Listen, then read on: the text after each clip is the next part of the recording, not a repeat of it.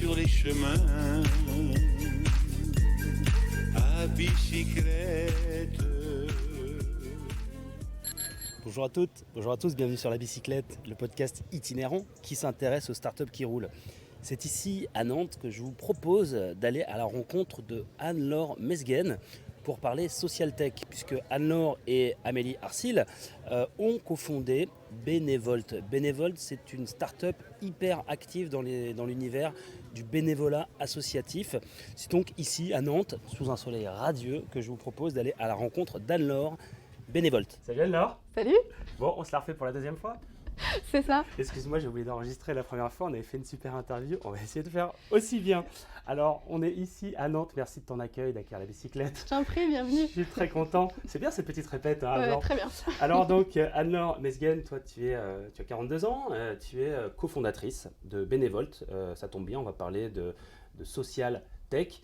Bénévolte, c'est une initiative qui a été lancée avec Amélie Arcil, qui est donc cofondatrice, en 2017, après une réflexion qui a été menée conjointement en 2016. Peut-être ton background qui va nous donner un peu les clés de lecture de l'origine de Bénévolte. Oui, tout à fait. Alors moi au départ, en fait, j'étais pas dans ce milieu de l'économie sociale et solidaire. J'ai travaillé dans la banque pendant à peu près une quinzaine d'années. Envie, arrivé à un certain âge aussi, de travailler plutôt dans un domaine qui apporte plus d'utilité sociale, notamment suite à la financiarisation aussi de l'économie et de la banque. Je ne m'y retrouvais plus et donc du coup j'ai décidé de me reconvertir, de me reformer et puis pour revenir effectivement à Bénévolte et le pourquoi du projet, c'est que dans mon service, donc dans cette banque, j'avais à peu près un tiers des personnes qui partaient à la retraite. Et ces personnes-là, en fait, avaient beaucoup d'expertise, donc il y avait un enjeu de continuité dans le métier. Pour certains, ne voyaient pas trop comment, en fait, finalement, ils allaient appréhender ce départ à la retraite. C'est assez peu préparé dans les entreprises, ce départ. Et du coup, la proximité en tant que manager a fait que c'était intéressant en fait, de proposer des nouveaux services, notamment numériques, à une nouvelle génération de retraités qui a des expériences intéressantes à transmettre. Ils ont une envie aussi de l'expertise et du coup de pouvoir leur proposer un service pour notamment rejoindre des associations via Bénévolte, qui est une plateforme de bénévolat. Plateforme de bénévolat, donc on voit qu'on est à la croisée au départ, en tout cas de la réflexion entre la social tech et un peu la silver economy par rapport à ce que tu nous partages. Un mot sur le parcours d'Amélie, donc, qui est cofondatrice avec toi. Oui, j'ai rencontré Amélie donc, en fin d'année 2016 et Amélie a un parcours, elle est psychologue de formation, elle travaille dans une association de l'éducation populaire, notamment sur toute la gestion des bénévoles de l'association, gestion des salariés, la partie RH. Et donc, quand on s'est rencontrés aux Écosolis à Nantes, qui est donc un accélérateur de projets, notamment de l'ESS, de l'économie sociale et solidaire, ça a fait tilt. On a décidé de continuer ensemble l'aventure en 2017 et de lancer le projet ensemble. Alors, le projet, parlons-en. Tu parlais donc économie sociale et solidaire, plateforme de mise en relation de bénévoles et d'associations. Alors un mot peut-être sur les associations. Combien en a-t-il? Que font-elles? Comment les dénichez-vous? Ouais. Alors aujourd'hui, on a près de 3000 associations qui sont maintenant que l'on accompagne sur Bénévolte. Donc elles sont situées partout en France parce qu'on a, après avoir lancé plutôt dans la région nantaise, Loire-Atlantique, Pays de la Loire, on a en 2019 en fait un déploiement national. Donc maintenant, on est présent vraiment partout dans tous les départements de France avec des missions qui sont proposées, qui sont variables et on va dire des domaines aussi d'activité des associations qui sont très variés. Alors, un mot sur les domaines qu'on comprenne bien. Il y a des missions d'ordre humanitaire, d'ordre éducatif. Quels autres types de missions on peut retrouver dans ces associations? Oui, alors l'humanitaire, le social, bien sûr, c'est très important dans le domaine associatif et ils ont vraiment besoin de beaucoup de renforts bénévoles. Mais on a également aussi des associations qui sont sportives. Souvent, les activités des enfants, ce sont des associations qui les portent. Donc, ils ont aussi besoin de renforts. La culture est souvent aussi portée par le domaine associatif. On a également des associations qui protègent l'environnement ou la cause animale et également l'éducation, l'emploi. Et là, l'emploi, ça va être aussi un enjeu majeur. Et également l'éducation, la formation des jeunes en fait, dans cette rentrée un peu particulière. Donc je dirais que les besoins sont assez énormes. Donc il y a énormément d'associations qui souhaitent être renforcées. Donc n'hésitez pas si vous avez envie de vous investir. Donc de vous investir auprès déjà d'un écosystème de bénévoles qui est super large, parce que pour répondre à tous ces besoins, il faut effectivement des forces vives. Oui. On parle de combien de bénévoles, et d'ailleurs quel profil ont-ils, parce que tous ne sont pas seniors. Un mot sur cette communauté de bénévoles. Ouais. Aujourd'hui, on a plus de 10 000 bénévoles qui sont sur la plateforme et qui souhaitent donner du temps.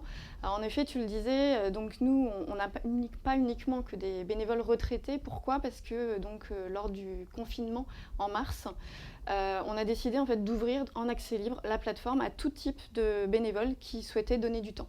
Donc on a eu une vague d'élan citoyen aussi, d'inscription de personnes qui ont d'ailleurs plutôt entre 18 et 35 ans, toute une génération aussi qui a envie de s'investir et donc est venue renforcer, on va dire, notre vivier de bénévoles retraités qui, pour le coup, eux, sont plutôt donnés du temps aussi à distance, vu que ce sont des personnes qui parfois ont plus de 65 ans.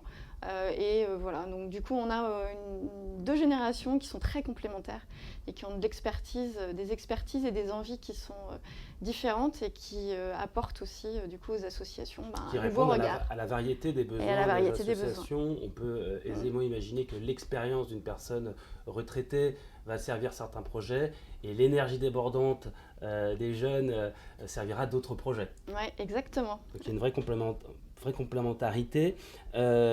Comment vous les recrutez, ces bénévoles ? Comment est-ce que vous les identifiez pour les faire adhérer au projet des associations ? Ouais.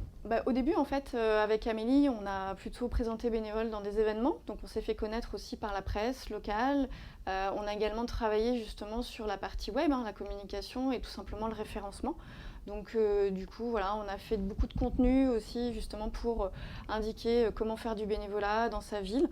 Et au fur et à mesure, en fait, les personnes nous trouvent à la fois sur Internet, à la fois dans la presse, à la fois par des partenariats aussi que l'on a construits au fur et à mesure de ces 3 ans et qui maintenant nous amènent à peu près effectivement à une 60aine de bénévoles qui s'inscrivent tous les jours. Et puis donc aujourd'hui, voilà, une communauté qui se développe.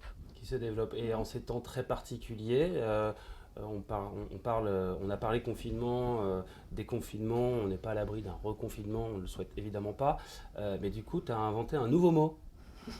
Alors on parle de télébénévolat.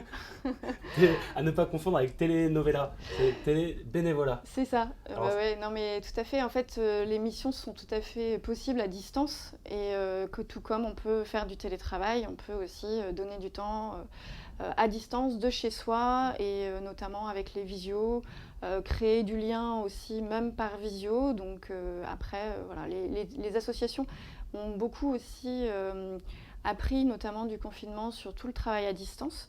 Et c'est vrai que la numérisation des associations a démarré un peu plus tard que celle des entreprises. Et voilà, ça leur donne de nouvelles façons aussi de pouvoir communiquer et de créer du lien avec les bénévoles. Mais cela dit, voilà, ça n'enlève pas le bénéfice de la proximité, donc on espère que tout ça rentrera aussi dans l'ordre très vite.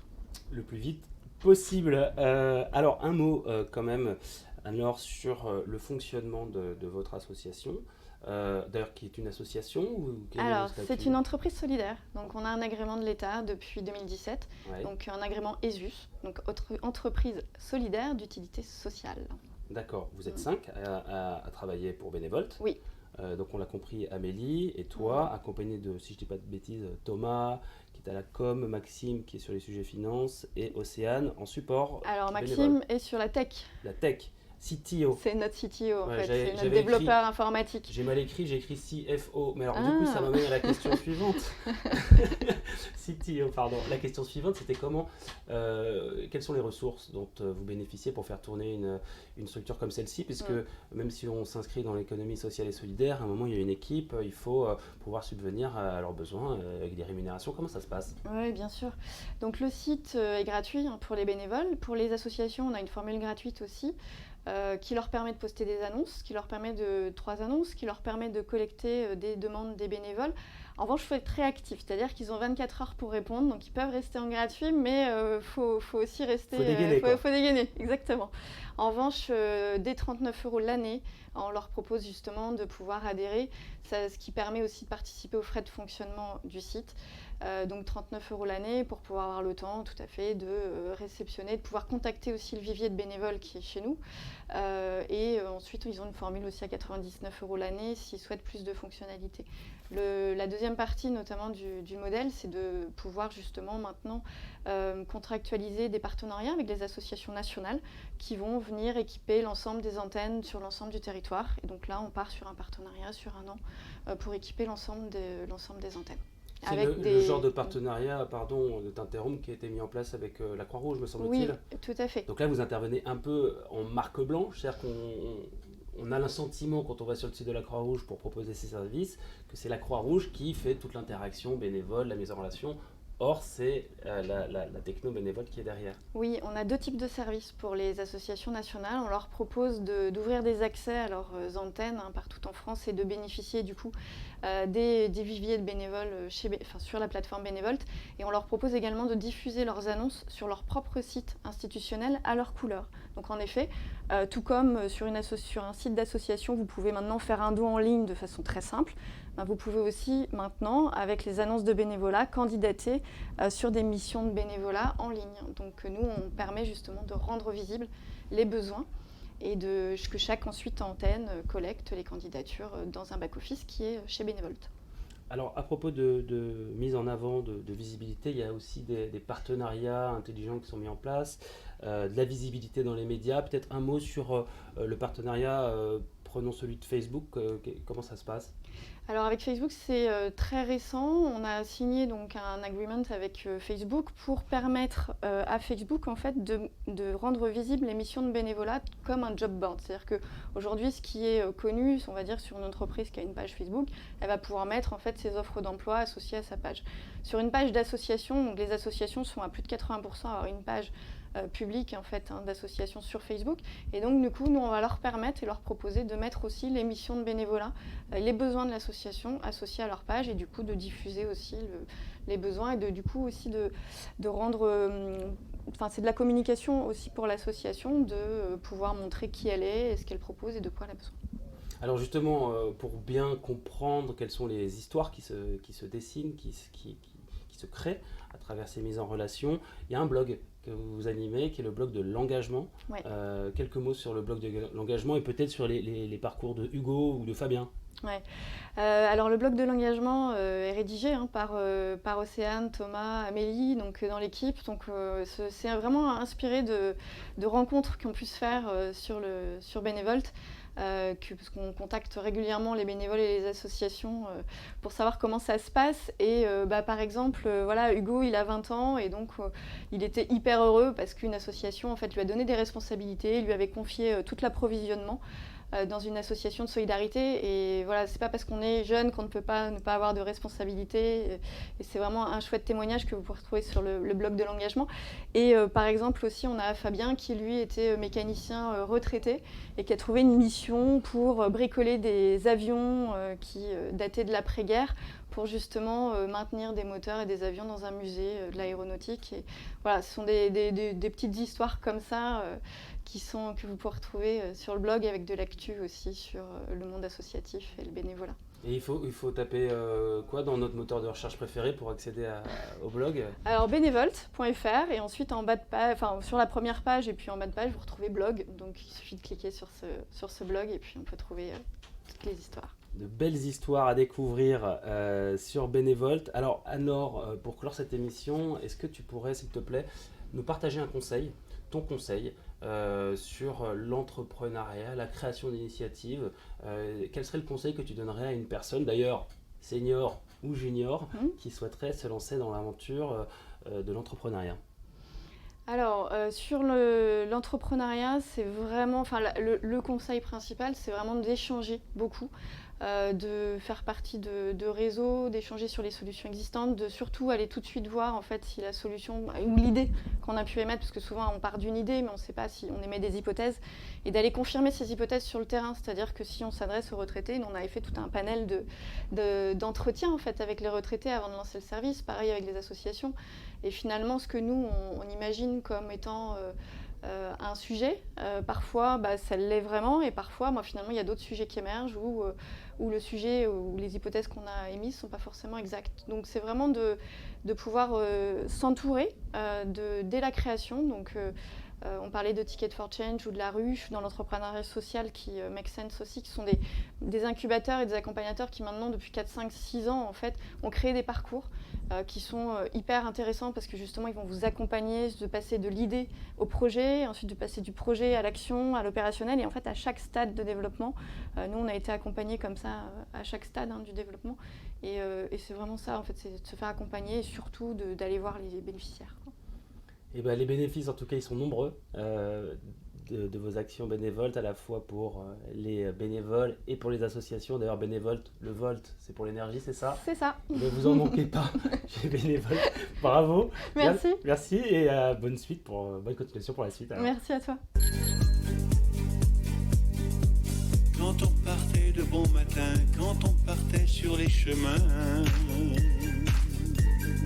à bicyclette.